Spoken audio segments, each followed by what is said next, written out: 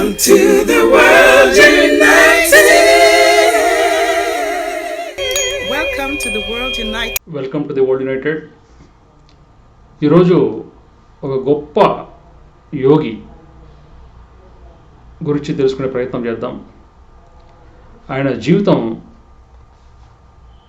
ఒక శాంతి మార్గానికి, జెన్ ఫిలాసఫీకి, జీవించిన దశలో ఎన్నో రకాలైన సంఘర్షణలు, దేశం నుంచి బహిష్కరణ జరిగి డిఫరెంట్ కంట్రీస్ అన్నీ తిరుగుతూ తన లోపల ఉన్న చైతన్య స్థితిని కోల్పోకుండా కొన్ని వేల మందికి మార్గదర్శకంగా నిలిచినటువంటి గొప్ప యోగి థికాట్ నాన్. ఆయన వియత్నాం కంట్రీలో 1926లో జన్మించారు. వియత్నాం దేశం ఎలా ఉంటుందంటే ఒక డంబెల్ లాగా ఉంటుంది. పైన నార్త్ పార్ట్, కింద సౌత్ పార్ట్, మధ్యలో చిన్న సన్న బ్రిడ్జ్ లాగా వేసాకారంలో ఉంటుంది. ఆయన సెంట్రల్ పార్ట్ ఆఫ్ వియత్నాంలో జన్మించారు. 1926 అంటే first world war, second world war మధ్యలో ఆయన జన్మ దొరికింది. ఆయన ట్రెడిషనల్ పేరు థికాట్ నాన్ కాకపోయినా వాళ్ళ దేశంలో పెట్టిన పేరు, వాళ్ళ చిన్నతనంలో ఆయన ఉన్న పేరు గుయామ్ అని పిలుస్తారాయన్ని, లేకపోతే మాస్టర్ అని థై అని పిలుస్తారాయన్ని. సో గుయామ్ యాన్ బావో అని పిలుస్తారాయన్ని. సో ఆయన తండ్రి ఆ గుయాన్ వంశస్థుడు, తల్లి త్రినితి ది అని చెప్పేసి అంటారు. ఆయన చిన్నతనం నుంచి కూడా ఒక అంతర్ముఖ స్థితిలో ఉంటూ వచ్చారు. ఉంటూ అదే స్థితిలో ఉండడం వల్ల అక్కడున్న థిన్ హ్యూ అనే ఒక టెంపుల్లో బుద్ధిస్ట్ మాంక్గా ఆయన చేరారు. ఆయన ఫస్ట్ టీచర్ కూడా గ్రేట్ జెన్ మాస్టర్ ఛాట్ అంటారు ఆయన్ని. సో ఆయన మార్గదర్శకంలో ఆయన జెన్ ఫిలాసఫీలో అతి చిన్న వయసులో ఎంటర్ కావడం జరిగింది. కాలక్రమేణా ఆ బుద్ధిస్ట్ మాంక్గా కూడా ఆర్డైన్ అయిపోయాడు. ఆయన ఆర్డైన్ అయిన తర్వాత ఆ ఫండ్ రైజింగ్ కోసము, ఆ టెంపుల్ యొక్క స్థితిగతులు మెయింటైన్ చేయడానికి పుస్తకాలు రాసేవాళ్ళు, పోయిటరీ రాసేవాళ్ళు, దాని అమ్మకాలు చేసేవాళ్ళు. ఆ దశలో ఉన్నటువంటి వ్యక్తి ప్రపంచవ్యాప్తంగా బుద్ధిజం ఎలా ఉంది, తను అంతర్ముఖ స్థితి సంపాదించడానికి ఏ మెథడ్స్ ఆయన ఫాలో కావాలి, ప్రాక్టికల్గా తన మీద తాను ఎక్స్పెరిమెంట్ చేసుకొని ఇతరులకు ఎంతోమందికి మార్గదర్శకం అయ్యారు.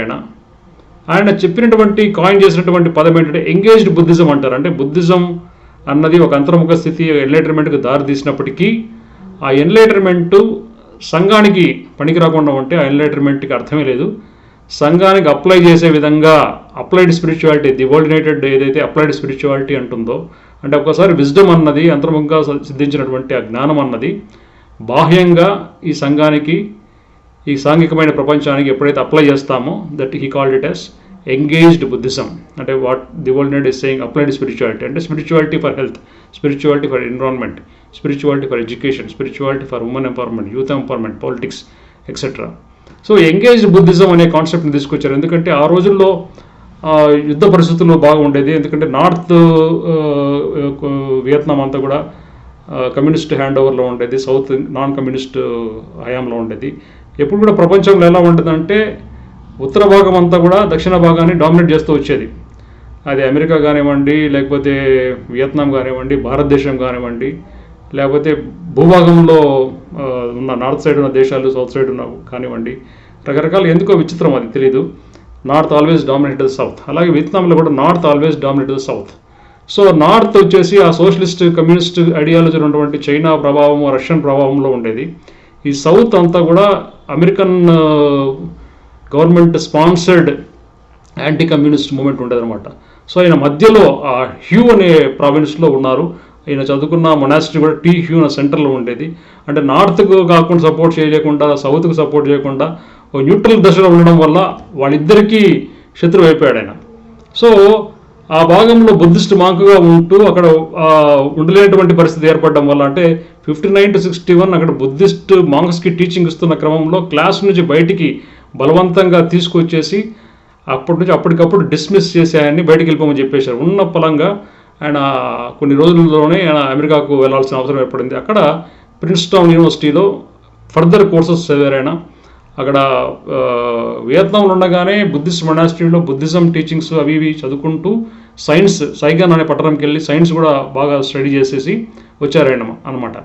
సో ఎలా ఉంటుందంటే బుద్ధిస్ట్ స్కూల్స్ ఆఫ్ థాట్లో మేజర్గా 3 స్కూల్స్ అనమాట: మహాయాన, వజ్రయాన, తేరవాద అంటే దీన్ని తేరవాద బుద్ధిజం అనేది బుద్ధుడి హయాంలో బుద్ధుడు ఏ విధంగా అయితే చెప్పాడో ఆ టైం నుంచి ఉంటున్న ప్రిన్సిపల్స్, అదే రకంగా ఉన్నటువంటి పద్ధతులు, స్ట్రిక్ట్గా ఉండే ఆ సిస్టమ్ని తేరవాద బుద్ధిజం అంటారు.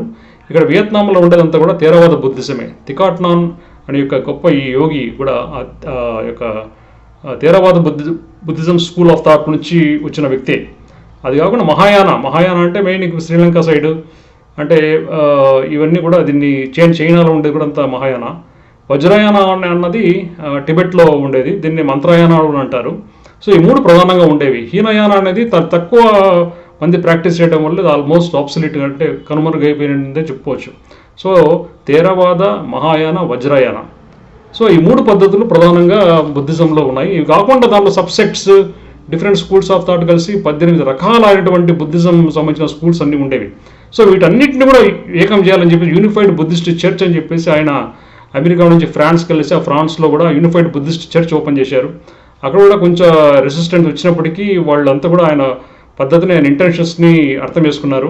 సో అక్కడ అమెరికాలో ఉన్నప్పుడు కూడా అక్కడ ఉన్న వియత్నామీస్ పీపుల్ కానివ్వండి, రకరకాల బుద్ధిస్ట్ మాంగ్స్ కానివ్వండి, వాళ్ళంతా ఫ్రీడమ్ కోసము, తర్వాత అమెరికా పీస్ఫుల్ యాక్టివిటీస్ వియత్నాం వైపు చూపించాలని చెప్పేసి పీస్ ర్యాలీస్, పీస్ వాక్స్ ఎన్నో చేశారు ఆయన. అలాగే యునైటెడ్ నేషన్స్ ఆర్గనైజేషన్లు కూడా ఆయన అడ్రస్ చేయడం జరిగింది ఆ కాలంలో అమెరికాలో ఉన్నప్పుడు. పెట్టి అక్కడ ఉన్నప్పుడు ఏమైందంటే అమెరికా గవర్నమెంట్ కూడా లేఖ రాయడం జరిగింది. మీరు దయచేసి ఇవన్నీ వార్ ఎన్వైరన్మెంట్ని అక్కడ ఎంకరేజ్ చేయకండి, మీరు ఏదైతే డ్యామేజ్ చేశారో వియత్నాంలో తిరిగి కట్టించండి, అక్కడున్న ఫైనాన్షియల్గా ఆ కంట్రీని డెవలప్ చేసే ప్రయత్నం చేయండి, తిరిగి మళ్ళీ యుద్ధాలు జరగకుండా పీస్ఫుల్ ఎన్వైరన్మెంట్ క్రియేట్ అని చెప్పేసి ఆయన చాలా ఇన్ఫ్లుయెన్షియల్గా ప్రధానంగా లేఖ రాయడం జరిగింది. సో ఆయన చేసినటువంటి చర్యలను కూడా వియత్నామీస్ గవర్నమెంట్ గమనిస్తూనే ఉండి కూడా ఆయన మీద ఆల్మోస్ట్ 3 దశాబ్దాల పైచులకు బహిష్కరణ విధించింది. చూడండి, పుట్టినటువంటి దేశము, బుద్ధిస్ట్ మాంక్ అయిన దేశము, ఆ దేశం కోసం ఎంతో తాపత్రయం పెడుతున్న వ్యక్తిని 3 దశాబ్దాల పైచులకు బహిష్కరణకు గురి చేసింది వియత్నామీస్ గవర్నమెంట్. సో ఏదైనప్పటికీ 1967లో మార్టిన్ లూథర్ కింగ్ ఆయన చేసినటువంటి peace rallies, peace protest, peace pilgrimages, peace సంబంధించిన రకరకాల యాక్టివిటీస్ అన్ని అబ్జర్వ్ చేసి నోబెల్ పీస్ ప్రైజ్ కమిటీకి కూడా ఆయన పేరు ప్రస్తావించడం జరిగింది. అయినా కానీ వాళ్ళు మేబీ ఆ పొలిటికల్ ఇన్ఫ్లుయెన్సెస్ వల్లనో లేదా ఇతరత్ర ఏ కారణాల వల్ల మనకు తెలియదు కానీ ఆయనకు నోబెల్ ప్రైజ్ అయితే ఇవ్వలేదు. సో అటు నుంచి ఆయన ఫ్రాన్స్కి వెళ్ళేసి అక్కడ స్వీట్ పొటాటో కమ్యూనిటీ అని చెప్పేసి ఒకటి పెట్టారు. ఆ స్వీట్ పొటాటో కమ్యూనిటీ కాస్త కొన్ని రోజులకి 1982లో ప్లమ్ విలేజ్గా ఫేమస్ అయిపోయింది. ఇప్పటికీ ప్లమ్ విలేజ్ ఉంది. దాదాపు 10,000 మంది లేకపోతే ఇంకా పైచులకే సంవత్సరానికి వచ్చి అక్కడ ఆయన చెప్పినటువంటి mindfulness concepts, mindfulness training, mindfulness precepts అన్ని కూడా, ఆ సూత్రాలన్నీ కూడా వంట పెట్టించుకోవడానికి, ప్రాక్టీస్ చేయడానికి ఆ ప్లమ్ విలేజ్కి వెళ్తుంటారు. ఆయన తన జీవితకాలం జన్ మాంక్గా ఎన్నో గొప్ప గొప్ప విషయాలని చెప్పారు. ఆయన చెప్పినటువంటి గొప్ప సూత్రం ఏంటంటే action should based on non action. అంటే యాక్షన్ అనేది బయట మనం చేస్తున్న యాక్టివిటీస్, నాన్ యాక్షన్ అంటే లోపల ఇన్నర్ సైలెన్స్.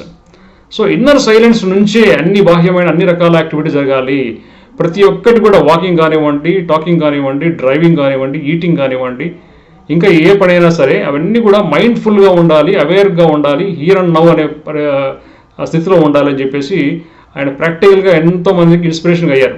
సో ఆయన చెప్పినటువంటి రకరకాల సూత్రాల్లో ఇప్పుడు ఏంటంటే బుద్ధిస్ట్ ఫిలాసఫీ, బుద్ధిస్ట్ రిలీజన్ వీటిని చూస్తే 5 ప్రిసెప్ట్స్ అని ఉన్నాయి. అంటే అహింస, దొంగలించకుండా ఉండడము, ఇలాంటి సూత్రాలు ఏవైతే ఉన్నాయో వాటన్నిటిని కూడా ఆకలింపు చేసుకొని తనదైన శైలిలో అక్కడ ఉన్న 4 నోబుల్ ట్రూత్స్ కానివ్వండి, 8 ఫోల్డ్ పాత్ ఆఫ్ బుద్ధ కానివ్వండి, ఇవన్నీ ప్రిన్సిపల్స్ అన్నీ చేసుకొని ఒక 14 మెథడ్స్ ఆఫ్ మైండ్ఫుల్నెస్ యాక్టివిటీగా ఆయన తయారు చేయడం జరిగింది.